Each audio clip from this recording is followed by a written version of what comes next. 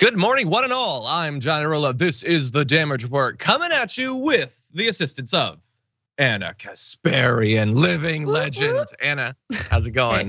Hey. Going great. Really happy to be here. Going great. Great to have you here. I don't know if it's the home setup, but you look especially blonde today. Like your hair looks lighter than normal. Yeah, I don't know what's going on. I mean, I did wash it and blow dry it this morning for you, John. I was like, I'm not gonna bring the bun game. I'm gonna let my hair down and have a good time. I don't mind the bun. But yes, no, I was worried that you might be like doing like an audition for Fox News or something. No. Anyway, I'm kidding. How dare you? Well, you're blonde. I'm You're blonde. Offended by that. I'm kidding. You would be outnumbered. Anyway, very glad to have you here. We have a lot of news to jump into, including our continuing coverage of the first week of Nikki Haley's presidential ambitions. I think she's probably starting to regret this whole thing because people are coming at her both fast and furious. And some of the furious is racist AF. We predicted it yesterday. I think everybody's ready for it. It's getting dirty really fast and a little bit mildly misogynistic too, shockingly in America. Anyway, we're gonna have that for you. We're gonna have a little bit of Ron DeSantis getting a taste of his own medicine, which is definitely fun. Some hypocrisy on the right when it comes to whether, like young kids should have nutrition and a bunch of other fun stuff besides. Stick around for the aftermath, by the way, because we're gonna be jumping into CEO's digital detox as thousands of people lose their jobs and AI freaking out New York Times reporters. So that's gonna be fun. Anna and I have been doing a little bit of ongoing coverage of these AI developments. And this is a fun, I think, next step forward in those social dynamics. So all of that is coming up soon. For those of you on our live platforms, please hit the like button and share the stream so people know we're live and they can join in all the fun. And if you want to send us any comments, tweets, super chats, all that, Anna and I will respond as we go. But with all that said, Anna, would you like to start the show? Hell yeah, let's do it. Okay, let's do it. Let's jump right into this. If you had to delineate where, say, you and President Trump differ on issues, where would you start? Well, first, let's say in reference to Whoopi, the thought of me getting into the race makes the liberals' heads explode. I don't know if I identify as a liberal, but she definitely is thinking of people like me when she says that. And let me just reassure you, Nikki, my head is fully contiguous still. I'm perfectly fine with you running for president. I don't think a lot of people are really all that worried about it. But you'll notice there that in addition to that ridiculous attempt at red meat for the right-wing base, she didn't answer the question, which was pretty simple. What is different between you and Trump, the person who you are challenging for this nomination? I noticed that she didn't answer the question. Sean Hannity noticed that she didn't answer the question. And because he's not scared of Nikki Haley, he felt freed up to ask a follow-up, the rare follow-up on his show. So here is his second attempt to get her to define at least one difference between her and Trump. Where do you see, if you see, policy differences beyond what you mentioned, which are generational differences? What specific policy areas would you say part with Donald Trump? What I am saying is I don't kick sideways. I'm kicking forward. Joe Biden is the president. He's the one I'm running against. I'm not going to kick sideways. I don't have time for that. That's not my focus. I'm kicking forward. It's all about Joe Biden. Okay, Anna, what did you make of that? Oh, man, I have a lot to say. First, in regard to her made up narrative about liberal heads exploding. Look, that should be very instructive for the left in general. I'm not just talking about liberals, I'm talking about anyone who's even remotely on the left, who does not want nefarious figures to win these races. What tends to be red meat for their supporters, or for some who might be persuaded to support them, is the idea that the libs are trying to censor people. The libs are owning the libs is their whole brand, and it's a selling point for some voters. So the reason why I bring that up is don't let them get under your skin so much, right? Mock them, debunk their ridiculous policy proposals, make sure that the American public is as informed as possible about how disastrous those policies would be for the American people, but don't let them ever see you, I'm so delicate about this, I'm so sensitive about it. Don't do that to them, because they win on that branding. Okay, so that's point number one. Point number two, in my opinion, is she's done. She's absolutely done. Like, look at her face as Sean Hannity is, quite frankly, asking her a question that he should ask of every candidate for any seat. But of course he doesn't. He decides to challenge her because he's essentially communicating to her, listen, you need to know your role. There are no differences between you and Trump, so don't challenge him in the primaries, okay? How about you sit down, little woman? That's what he's saying to her. Well, and look, she's gonna get stuff like that. She could be strong and prove him wrong. True. She doesn't do that. That's surrender right there. Like, if you can't, that's the easiest possible question. What's different between you and this other candidate? I'm not gonna get into that game. I don't kick sideways, I kick forward. You better start kicking in a lot of directions, because there's a lot of people gonna run against you, and they're all way more vicious than you. Also, I'm running against Joe Biden. First of all, you literally are not. You are not running against Joe Biden yet. You might eventually. I'm speaking hypothetically. You're not gonna be the nominee. Right now, you're running against the Republicans, and your refusal to answer questions is not going to endear you to the base. When she says especially, I don't have time for that. The first race is in like 10 months. What do you mean you don't have time for that? You have time for a lot of stuff. This is a long haul. This is a marathon. You can insult all sorts of different people in that time. So no, this is a worse version of what Ron DeSantis is doing, that like supposed high road. But in this case, it's so defensive. Before she even decided to run, she apparently called up Trump to ask him what he thought about it. And now she multiple times refuses to say what the differences are between her and Donald Trump. And by the way, maybe you're thinking you guys are exaggerating. It's one interview with Sean Hannity or whatever. No, it's very much not. She was on with NBC's Craig Melvin, and she said there that she would not focus on talking about Trump. I don't kick sideways, I kick forward. Joe Biden has not led. First of all, you're not leading, you're hiding. Anchor Erica Hill said, get used to that. I have heard I don't kick sideways, I kick forward 4 times in the last 18 hours. She will not answer substantive questions about why anyone should support her over Trump. And when he has like 12 times the support in polls, you cannot just hide in the shadows. How are you possibly gonna win like that? I mean, in order to run against Biden, you gotta find some time to run against the other Republicans during the Republican primaries. I mean, she knows this. But this is, the word weak is so perfect in describing her whole demeanor and her strategy. First of all, I would love to have been in the focus group that did the A/B testing on things like I don't kick sideways, I kick forward. Because obviously that was tested, and somehow there was a focus group in this country that was like, no, it sounds pretty good, pretty good. I'm into it. Not good, not good, because Trump is gonna punch you. And if you don't find a way to effectively punch back, you're done. And based on how she conducted herself in that interview, she's done. She just is. So if you're not gonna fight, if you're not actually going to run, then why are you wasting all of our time? Look, on the main show, on the Young Turks main show, we didn't even cover her announcement that she's running.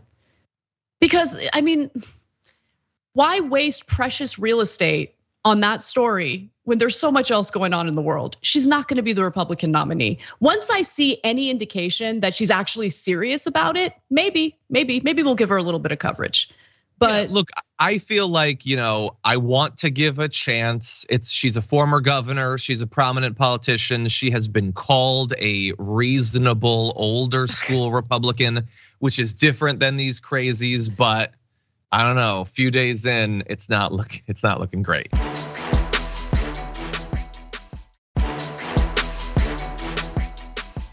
That said, I want to be fair, okay?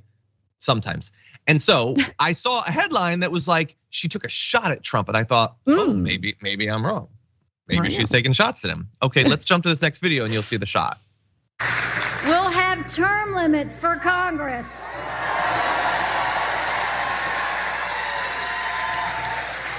and mandatory mental competency tests for politicians over 75 years old. So everybody is saying that is a shot at Trump. Did you catch the shot? Maybe some of you did. It's like looking at one of those magic eye puzzles back in the late 90s. So blah, blah, term limits, they're not actually gonna do that. And then mental competency tests. Well, but no, wait. If you actually put her on the spot, she'd say, I'm talking about Joe Biden. That's all about Feinstein. Him, or Feinstein. It's a Sleepy Joe, I'm criticizing. Yeah, but he's 80. Why'd you put the threshold at 75? Is it because Trump is 76? So it's a way of this is the biggest attack against her that everyone seems to have identified against him from her that everyone has identified. And you kind of have to meet her halfway on it as an attack. It might be criticizing Trump, but she won't specifically say anything. If you pressed her with a follow-up question, she would say that he's totally sane and all that nonsense. So this is not it. This is not gonna get you past Trump. Were you guys in a coma in 2016? He would be on a stage with 15 people and every one of them was like, I'm gonna take the high road. He's kicking me in the nuts. So I don't know how she thinks that this is gonna win it for her, but anyway, Anna, that's what we got. I will say one thing, and it's the tiny silver lining that came along with the Trump era. Because prior to the Trump era, you got to remember the Republican Party had been incredibly successful in branding themselves as the strong ones. We're gonna protect the country, national security, right? They always presented themselves as these tough guys and tough women. Well, then you have this incredibly pathetic man come along and just cut them down and reveal to the American public just how pathetic and weak they really are. And I have enjoyed that, I will say. I've enjoyed that too. Anyway, yeah, this is pathetic. I forget who posted on Twitter, but somebody posted this. I thought it was a great point. And they said, this is the series of 2 questions that should be the beginning of the first Republican debate. When Trump is on stage and DeSantis and Nikki Haley and all of them, Pompeo, whatever. First question should be, who won the 2020 election? Because almost all of them are gonna have to say that Trump won. Because they know that even more popular than Trump is the idea that the election was stolen. They can't deny that the election was stolen because then the base will reject them. So the follow-up question should then be, so then why are you running against Donald Trump? The election was stolen from him. Shouldn't he have a chance to, it's so stupid. The whole thing, it's so inconsistent. I've been trying to understand what the point of all this is. So I'm gonna lay out my theory really briefly. Consider this a prediction maybe. Other than just she's doing this to launch a podcast in 6 months or to sell a book or cameos. I don't know, that's always possible. People run for the presidency for that. Here's the other way. She is going to get 2 to 5% of the vote in these things. That's basically it. For her to win the nomination, that's nothing. For DeSantis to win the nomination, that could be pretty significant. He could use those 2 to 5 points. So if she talked to Trump on the phone about her running for president, maybe it was, I'm gonna run and I'm not gonna criticize you. I'm gonna imply that criticizing you would be bad, in fact. But what I'm gonna do is I'm gonna present a respectable alternative that'll soak up a little bit of the vote and split that vote that could be going to Mike Pompeo, Pence, or DeSantis. And then after she helps to take out DeSantis, then she gets to be VP. That's a plausible reason to do this. More plausible is that is the deal that they struck, but in the end, he chooses Carrie Lake over anyway, which would be hilarious. But anyway, this is pure speculation, Anna, but what do you think? I think John be hypothesizing. That's what I think. No, I like that. I like that hypothesis. Speculation. Right? Because to me, look, I can't put myself in her shoes. All I could think about is what I would do in her position as someone who would genuinely want to run for president. I would go in and I'd punch him in the mouth, politically, of course, right? Yeah. The fact that she's not doing that to me signals that she's not serious about running for president. And you know what? Maybe she's not serious about running for president. So I do like your hypothesis. I'm curious to see how it all plays out. Yeah. But I will say this, the idea that there was a small period in time during the news cycle where there were rumors about Marjorie Greene potentially running as Trump's VP. And I just, it's still possible. Let's try to prevent that in any way we can, right? So if Nikki Haley's conspiring with Trump, cool. Look, I'd rather have that. I'll pick her over Kari Lake and Marjorie Greene, I guess. Yeah. She's still terrible, but of course. Anyway, we're gonna get in a couple of minutes to some of the early insane, deranged attacks against Nikki Haley. But I want a bit of a palate cleanser. And so there's someone who used to be in the news all the time. We talk about them frequently. They haven't really been around much, but they popped up to talk a little bit about this developing presidential race in a way that I just can't wait to see how much this angers Donald Trump. Take a look at this. She was the hottest name in Republican politics in 2011 to like 2015, I would say. This is the case, what you're watching right now, polling at 3% for Governor Ron DeSantis to get in now. People say, will he get in? Will he wait? How can you wait when you are currently the hottest governor in Republican politics, seeing how hard it is to regenerate that attention almost a decade later? Look, to be fair, I think that Kayleigh McEnany's read there is right. I've said something very similar. I think that it's a totally fair read of the situation, but it would be very easy for anyone, including Donald Trump, to interpret that as her wanting him to jump into the race and along the way declaring that he's the hottest governor.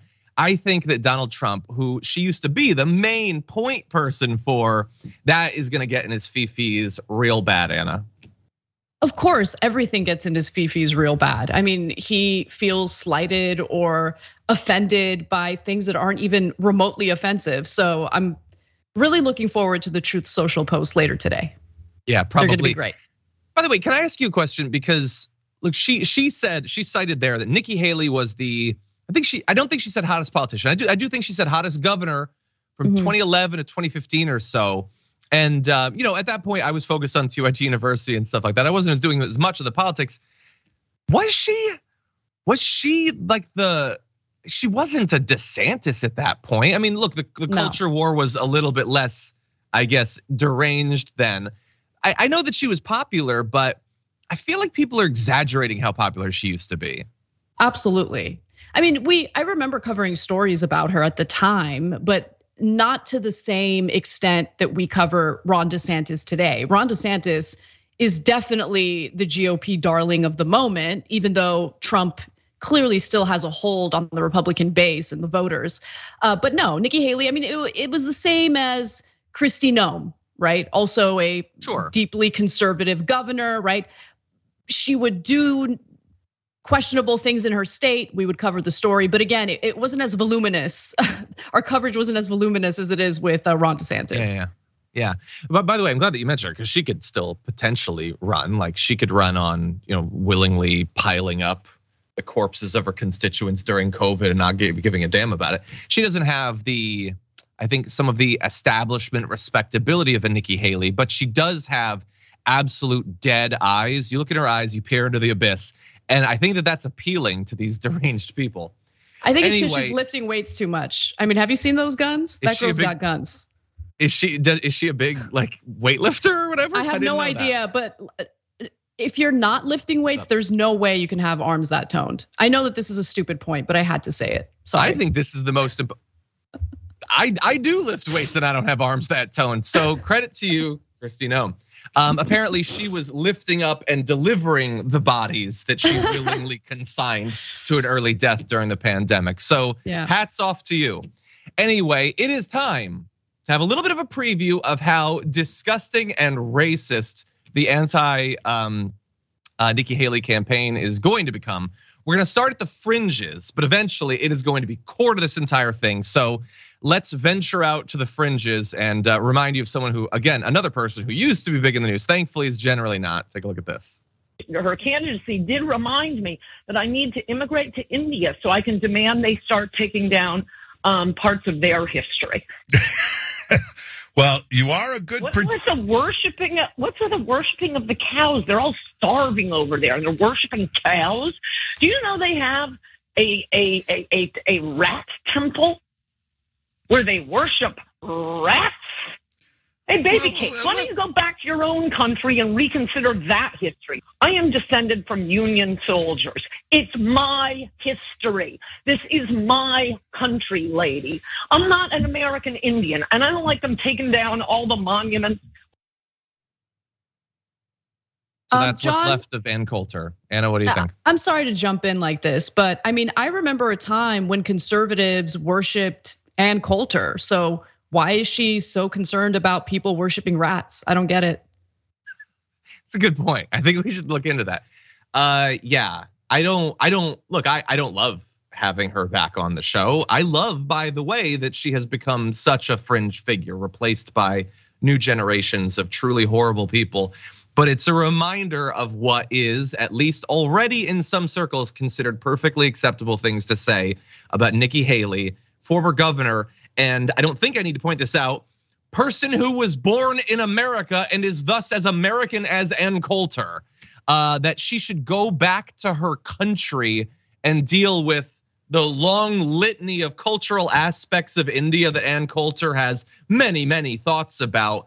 That entire thing is just disgusting. That was one tiny section taken out of a longer rant that's gross from top to bottom. But we point this out because right now it's Ann Coulter saying it. It's going to be Donald Trump saying it soon. And once he does, millions of red hat wearers are gonna be echoing all the worst things he comes up with. Can I also just say to Nikki Haley, who is clearly watching this right now, she actually she watches. She's a fan of the show. Every day. Tier 2 member. Day. Yeah. She's gone to some pretty extreme lengths to dispose of any indication of her Indian heritage. And I'm sure she's doing that to appease conservatives, to appeal to them. And what I'd like to say is, obviously don't do that, because no matter what you do, they're gonna hate you, they're gonna bring it up, and they're gonna use it against you. And I do find it incredibly disgusting and despicable. You don't allow hateful people to take control of the narrative or to bully you into shedding what your identity is and what your heritage is, okay? So I hate the fact that she pandered to them. I hate the fact that it has backfired, clearly, because it didn't work. And so I think it's a cautionary tale for anyone who thinks that you could ever appease hateful people by doing away with parts of who you are. Yeah, I don't know. It's obviously very tough. It's not my place, but you are right that it clearly has not appeased them. You get put in incredibly difficult positions in politics, especially if you are trying to appeal to Republicans. I wouldn't wish that on my worst enemy, the choices that you have to make. But the end result is absolutely gross. I'll remind you, by the way, that Donald Trump, how did he become like a prominent figure in American politics in the last 15 years? It was by claiming that Obama was a Kenyan-born Muslim. And that was years of totally accepted stuff on the right. And so, okay, so let me jump in on that. Let me jump in on that, because that's another perfect example. Remember, they kept saying that he's Kenyan, and Obama caved to Donald Trump and released his birth certificate. Why would you follow what their orders are? Which didn't change anything. That's true. It didn't change anything. Ignore them and crush them. Okay, be strong. I think that's the point that I'm trying to make here. So I understand. Yeah. Well, and she isn't. Her strategy is to not crush him, and it's gonna get disgusting. By the way, we're not gonna focus on this. I just want to bring this up because it's gonna be racist, but also it's definitely gonna be misogynistic. Here's the opening salvo in this. Marjorie Greene, by the way, most of this tweet, if we could bring up this last graphic, is disagreements on policy. They might be exaggerated or whatever, saying that she's weak on the border, doesn't want a wall. I believe she'd be perfectly happy to have a wall. But at least most of what Marjorie Greene is criticizing her for in this tweet, if we could bring this up, is gonna, we don't have this. Okay, anyway, is about immigration or whatever, fine. But then she ends with, if we wanted a Bush in heels, Republicans would vote for Liz Cheney. Like, is Nikki Haley a Bush in heels? First of all, why the heels thing? Like, you're a woman and you don't want to be criticized for the clothing that you wear, like rightfully so. It's gonna be so terrible in there. Look, there are parts of this race, Anna, that obviously I'm into elections, maybe much more so even than you, like the day-to-day of it. But it is gonna be gross. Anyway, it is. Final thoughts? Yeah. Marjorie Greene might be the dumbest person in Congress, so I don't really care about what she thinks about anyone, including other conservatives. That's wise. Okay, we're gonna take a break. When we come back, we're gonna give you a little bit of update on the state of book bans in Florida, as well as some of the updates following the train derailment in East Palestine. We'll have that for you after this.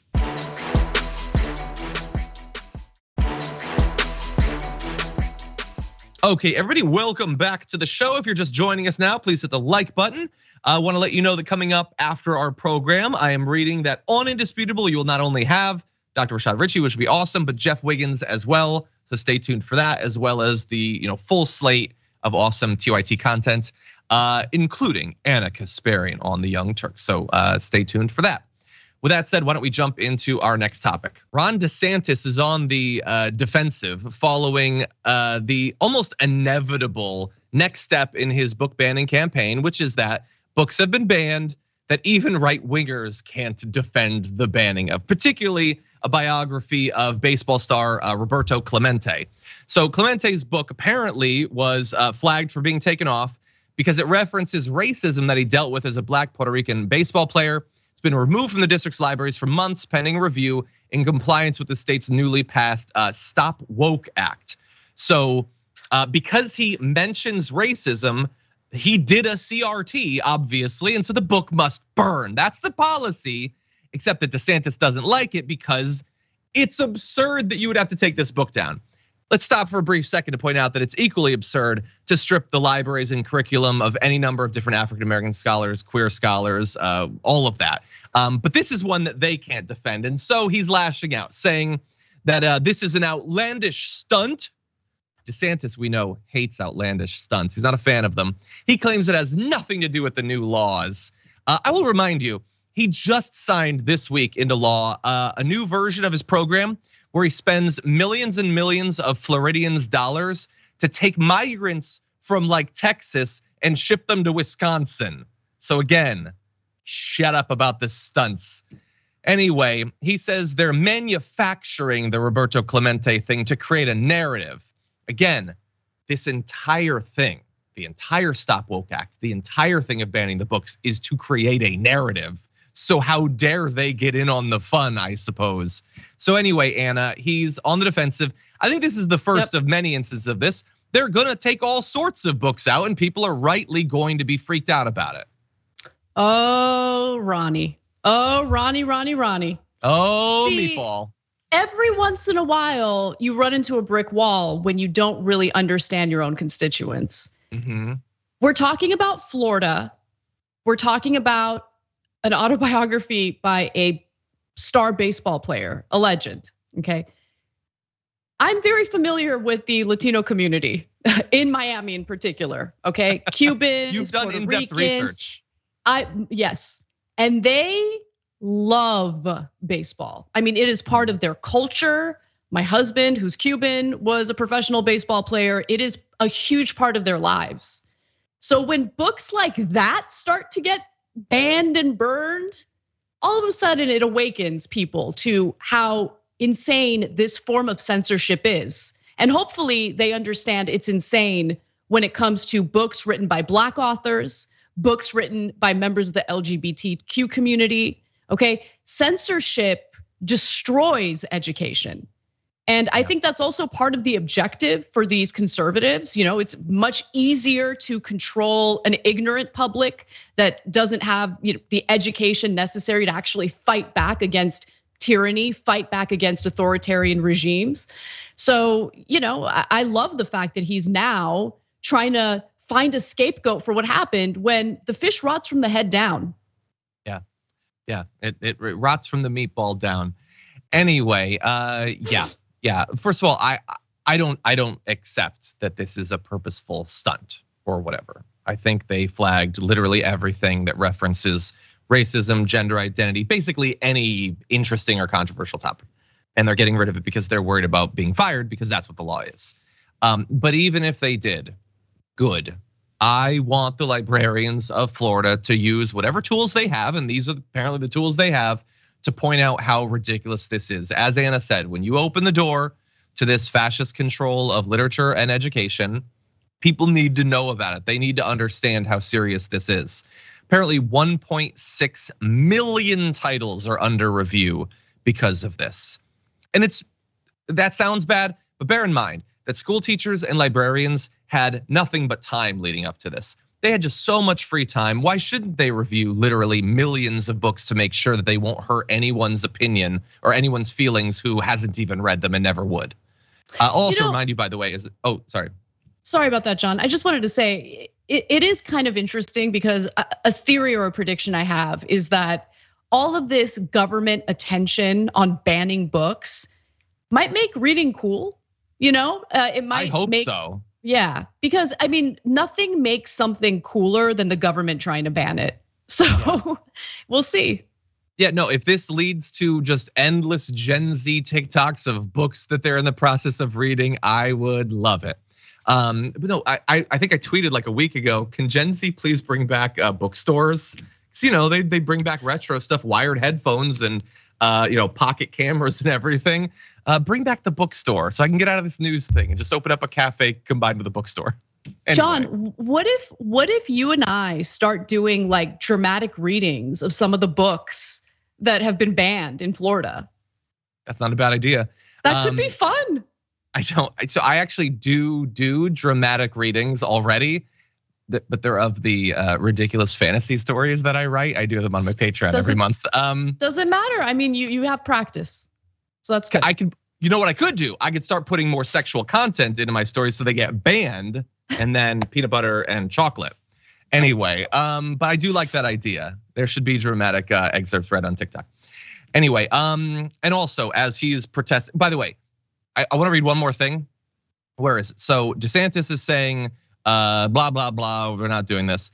And then this guy, Manny Diaz, Florida's commissioner of education, he says, Florida does not ban books.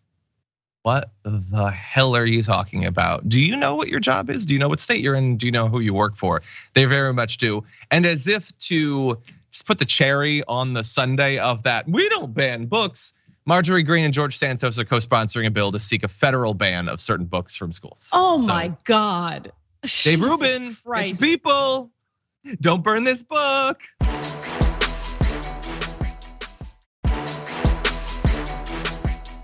Okay, with that said, we're gonna move on to other news. Pretty much every day we get some sort of devastating update on the situation in East Palestine following the derailment of a train less than 2 weeks ago.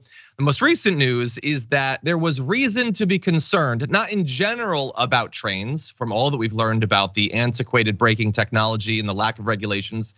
There was reason to be concerned about this particular train because apparently excess size caused it to break down in the days leading up to its derailment in Ohio. So it originated in Madison, Illinois on the evening of February 1st, broke down at least once before it derailed in East Palestine, according to employees familiar with the matter. Employees say there were already concerns among those working on the train over what they believed was its excessive length and weight. 151 cars, 9,300 feet long, 18,000 tons. And that was before it actually reached East Palestine. Interestingly, Sarah Feinberg, who served as administrator of the Federal Railroad Administration from 2015 to 2017, said that the train was considered to be very long. When she was in that position, she wasn't happy with the lengths of trains then, and they were generally 80 to 90 cars long. This train was 50% longer than the ones she was already concerned about. So they're just, Anna, they're like, I know you've been covering this story now. There is so many concerns, so many signs that could have been read and action could have been taken that stopped this from happening. Last year, Norfolk Southern, which is the rail company operating this train that was derailed in Ohio, announced a $10 billion stock buyback program to enrich their shareholders. It's really important for folks to understand that the lack of safety protocols, the lack of employees necessary to ensure that safety inspections are being done regularly and properly, that is not an accident. That is very much intentional in order to cut costs, increase profits, and provide a return on investment to shareholders. This is how capitalism works. This is how the markets work. And the only way, if you're not a believer in nationalizing things or having workers own the means of production, if that makes you uncomfortable, in the very least, you need a government that is not captured by legalized bribery to regulate industry. And they are not doing that. Pete Buttigieg, the head of the transportation department, is making a conscious decision to avoid regulating the rail industry. There's a lot he can do unilaterally, and he's deciding to not implement those policies. That is the reality of the situation. You are 100% right. Yeah, and I love I know you're gonna be talking later on in the Young Turks today about his attempt to be like, well, what, I can't do anything. And it turns out that is very much not true. And I love the information you found that's revealed how much of a lie his attempted defense is. By the way, I want to give credit as well to CK Progressive, who sent in a super chat. Says Norfolk Southern had another train derailment this morning in Michigan. No hazmat chemical spills this time, so the national media will ignore it. We will see. I think you're probably right. And I looked it up, yes. Apparently in Van Buren Township, a train operated by Norfolk Southern did derail, no hazmat leaks. So that's at least the good news, I guess. But no, seriously, there needs to be more. I think one good thing coming out of this is that we're learning about how common these derailments are. And so obviously this is a time when you need the government to get involved. Yeah, and by the way, the government has gotten involved in one way, which was to prevent the rail workers who are overworked and can't take time off without being retaliated against. They intervened to prevent them from striking. Yeah. So when the government, wants to get active, they do, but usually it's on behalf of the employers, as they did with the impending strike that they crushed. Yeah. Okay. I also wanted to mention, by the way, and this is hopefully to give a sign of that, I hope that the media and politics are in for the long haul on this to get answers, because eventually, if they move away, people are still gonna be dealing with this. Senators in both parties have called for congressional probes into the train derailment. So that's good. You might have some Democrats who are willing to talk about new regulations, more obligation on the corporations to make good when these derailments happen. And then you have some Republicans who feel freed up to pretend to care about what corporations are doing because this happened while Biden is president. So I'll take it if that gets both of them on the right page. Anyway, with that said, we're gonna move to our second break. We come back, we got some more fun and interesting news to get to, so don't go anywhere.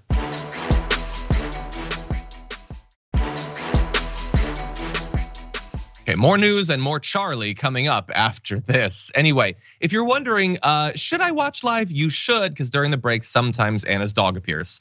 Not even when Anna's on the show. Sometimes we just, husband Skypes in, shows off the dog, disconnects. It's great for everyone.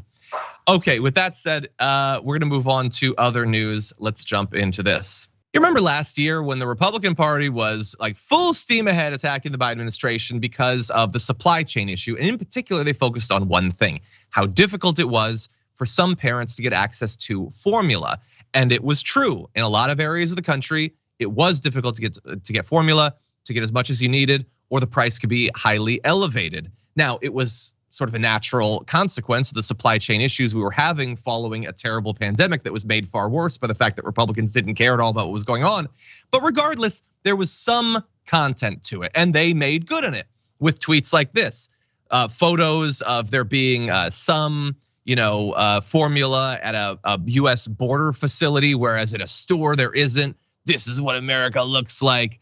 And they love that stuff. They love the idea that like a migrant is getting formula, but some like pure, good, blonde, white kid isn't.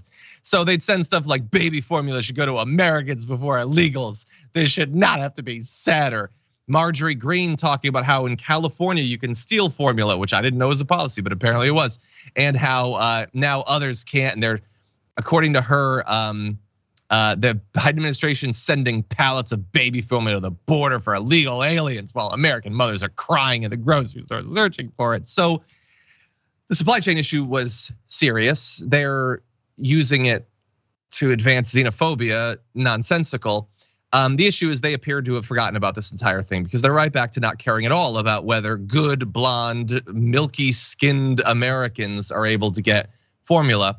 Because according to a new report, the cuts that they're proposing for people in the WIC program could result in as many as 1 million babies not getting access to the formula that they need. That's in addition, by the way, to things like fresh fruits and vegetables, other necessary foods. There's a lot of issues, but for some, formula is a big part of that. and up to 1 million or more could lose access to it based on the cuts that the Republicans are proposing. And I want to give at least a little bit of credit to some politicians, including Marjorie Greene, for her consistency on this. I don't mean that she's been consistently in favor of them getting access to formula. I mean that she also voted to cut the amount of formula that they could get last year. So it's just amazing how they'll use this to demonize migrants at the border and then immediately turn around and say, you poors think you should get formula, and just spit on them. And then all the while pretend, Anna, that they're the populists that are representing the forgotten conservative majority or whatever. I mean, that's exactly right.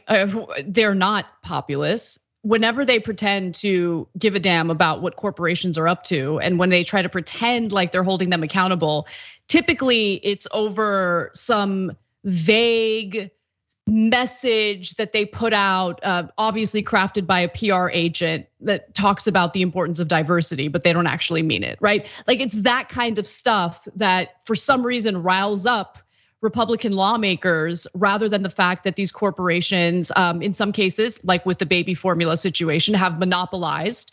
This country is ruled by corporate greed, which they provide cover for. That's the reality of the situation, right? Someone like Marjorie Greene, who just yesterday went after Representative Ilhan Omar for calling out the corporate greed associated with the rail companies and how that has led to all these derailments.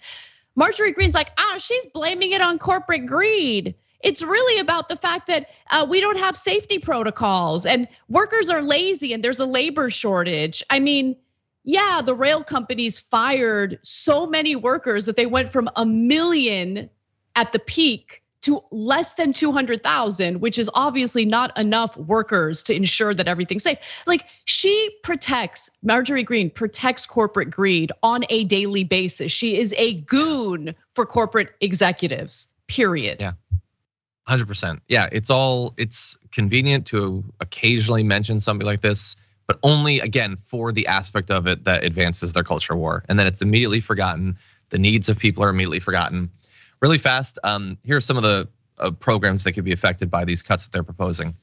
It's $472 million cut from the Home Energy Assistance Program, $950 million cut from the Child Care and Development Block Grant, $582 million cut from HHS programs tackling the opioid crisis. So the money you need to heat your home, that you don't die in the winter, which happens frequently in all parts of the country, but Texas, it's very trendy there for that to happen. Child care, opioids. Like, I mean, again, I don't want to focus just on Marjorie Greene, but she loves talking about like fentanyl constantly. Like people die every day in the opioid crisis. They keep pretending that they want to do something about it, and then they cut huge chunks of the funding away. They use the most vulnerable people as pawns, as political props, as convenient tools that they'll dispose of once they become inconvenient. And that's what someone like Marjorie Greene does on a regular basis. She purports to care so much about the record number of overdose deaths we experience in this country year after year after year.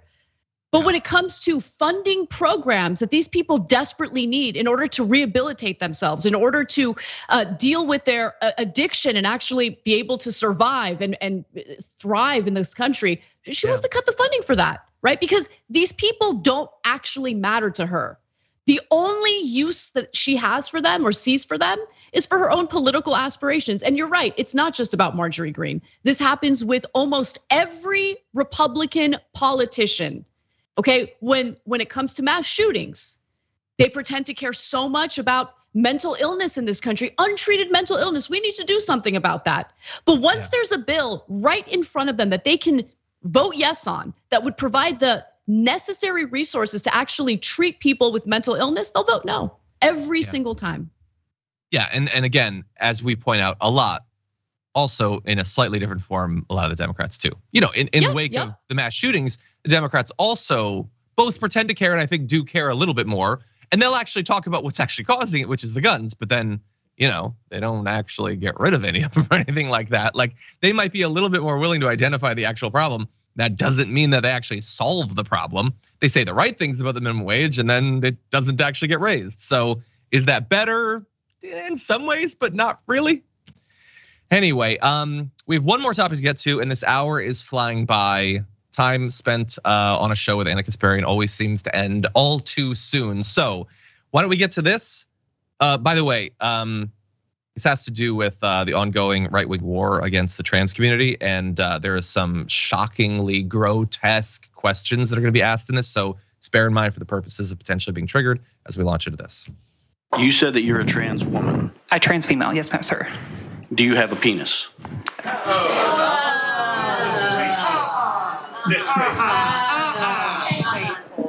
That's horrible. Yeah. You're the one that brought that into the discussion. Kind of doubt that she did. I feel like that was you. I feel like that was Arkansas Republican Matt McKee that brought that into the discussion. That should be it. That should be the end of your career. Your services should no longer be needed. But no, that's probably just the beginning of a long, successful career as a right-wing politician asking questions like that. By the way, Gwendolyn Herzig, who responded to that, and we're gonna get to more of what she had to say, is a trans medical professor, a person with knowledge, with expertise, with perspective that could educate some of these incredibly ignorant, hateful people. But of course, as with most forms of education, they have walled themselves off to it. In any event, here is the response from Gwendolyn. I never said anything about genitalia. Oh, it has everything to do with genitalia. I don't know what my rights are right now. I'm a healthcare professional, a doctor. Please treat me as such. Next question, please. Senator McKee, that you asked my friend if she had a penis. And I would just like to tell you that even if you have a penis, it doesn't mean that you have honor or that you're a man. I love that response too. Anna, what do you make of this? Thank God for that response, because I was just so incredibly disgusted and didn't feel like I could possibly feel even more terrible about what I had just seen. And then that woman came in and saved us. So thank you for that. That was a great response. I just can't get over how difficult it is for some people in this country, typically people in positions of power, to treat others with dignity and respect. Yep. That's it. It's that simple. Dignity and respect. And he intentionally asked that question to degrade her. That's what that was about. Because that line of questioning really has no value in the context of what they're discussing. It's just meant to degrade her. That's it. Yeah. I really wish, like ideally, my greatest wish would be that we now lived in the world that I stupidly, naively imagined as a child watching Star Trek that we would someday be, that people actually had curiosity and empathy. We're not in that world, but I would at least wish that social pressure could get us a little bit more of the way there. Why does he feel comfortable doing that? Like, he presumably has friends, colleagues, maybe a wife, sisters. Why is there no pushback?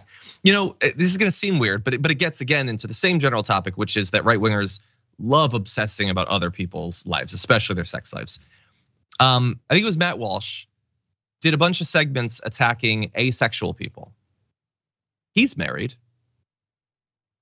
Why doesn't that lead to an incredibly uncomfortable conversation about what the hell do you care about whether random people you've never met don't experience sexual attraction or feelings? Like, why is it that you can be an incredible weirdo and not suffer any social consequences for it? Can I ask you a question? I mean, I did not see his content about asexual people. I think the Surfs was tweeting about it. What exactly concerns him about that? Like, what impact does he claim this has on his life or society as a whole? Like, I don't know. I don't, man, life is so hectic. Deeply weird. Life is so hectic, so busy, so intense some days that like the idea that I would mull around about asexual people, I don't care, like at all, not even a little bit. I don't understand it. In any event, Matt McKee, absolute garbage. If today was Friday, probably would have been my garbage person, and great responses by Gwendolyn Herzig as well as her friend in that video. That is unfortunately all the time we have for the first hour of our show. Thank you to all of you listening on the podcast, watching on the linear platforms. Much appreciated. If you are watching live though, lots more to come in the aftermath. Anna's gonna join me, so don't go anywhere.